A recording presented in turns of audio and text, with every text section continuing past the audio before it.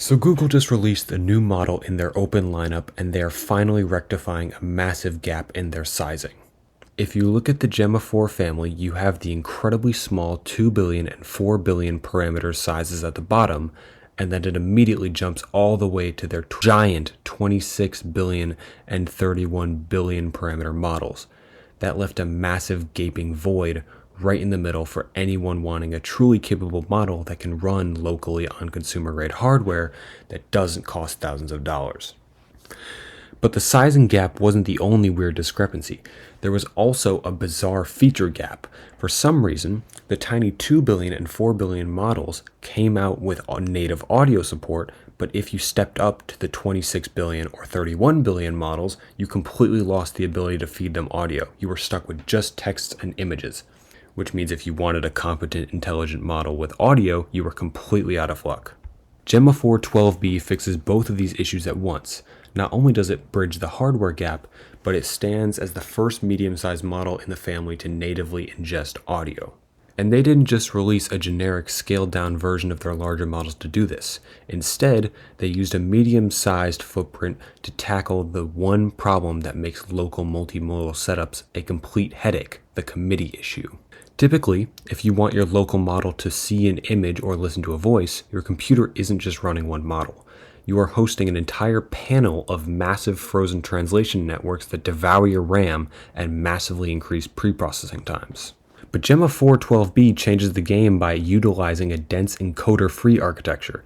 It is the first medium-sized local model to directly ingest raw audio and visual patches into the core language model backbone, bypassing the traditional heavy preprocessors entirely. And today, we are going to look under the hood at how they pulled this off and why it makes local fine-tuning incredibly simple and if it's worth using. To understand why this is such a major shift, we have to look down at how we got here. In a classic multimodal setup, where you feed it an image, a massive frozen vision model, often containing hundreds of millions of parameters, has to pre-process the image first, slice it up, translate it into embeddings, and if you add an audio input, another heavy audio network does the exact same thing for sound.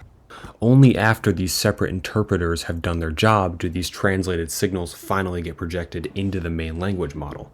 It works, but it's incredibly bloated. You are wasting precious memory holding distinct architectures in your RAM, and passing data between them induces a massive latency tax.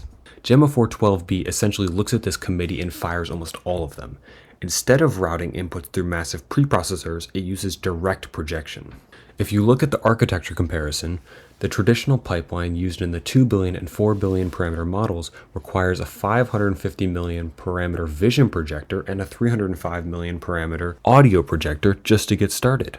Gemma 412B completely bypasses those multi-stage systems. For vision inputs, it strips away the typical 27-layer vision transformer and replaces it with a tiny single-layer embedder that is only 35 million parameters.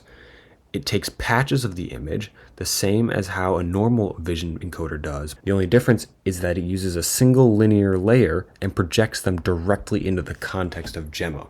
To help the model understand where things are in space, it uses a simple coordinate grid lookup, essentially pinning X and Y spatial coordinates directly to the input tokens. The audio side is even simpler. It completely skips the traditional multi-layer conformer stacks, and instead, it takes raw audio signals, cuts them into tiny 40 millisecond slices, and projects with another single linear layer directly into Gemma's context. No patches required. What this means in practice is that the main model is doing the actual sensory processing natively rather than relying on a separate translator, and for developers, this architectural shortcut unlocks a massive advantage: unified fine-tuning. If you have ever tried to adapt a traditional multimodal model to a specific task, you know it is an absolute nightmare. You have to decide whether or not to keep the projector models frozen and only train the main LLM portion, or to train in multiple stages, swapping between the projector and LLM and hoping everything stays stable in the end. But with an encoder-free setup, because of text, sound, and images are all natively projected onto the same context, you don't have to manage separate components anymore, because the model sees all of the components natively as the modality that they are. And if you want to run a downstream adapter like a LoRa, or do a full fine-tuning, you can update the entire model with all of its modalities in a single training run. The best part for local enthusiasts is what this does to your memory footprint. Because we aren't wasting precious VRAM holding giant frozen visual and audio translation weights, the static footprint is remarkably clean. At standard 4-bit or 8-bit quantization, the baseline memory requirements drop down to where it comfortably fits on a standard 16GB RAM laptop or MacBook, all while leaving you plenty of headroom for context window. You finally get a competent multimodal model running locally without needing to upgrade your entire hardware setup. So is it actually worth using? Absolutely. By removing the middleman between raw inputs and the core weights, Google has designed a highly effective pipeline for the next generation of local voice and visual assistants. It's a clean, streamlined approach to on-device AI. It's a massive step forward for the open ecosystem, and I can't wait to see what kind of local projects start popping up now that we have a unified architecture. Thanks for watching, and I'll see you in the next one.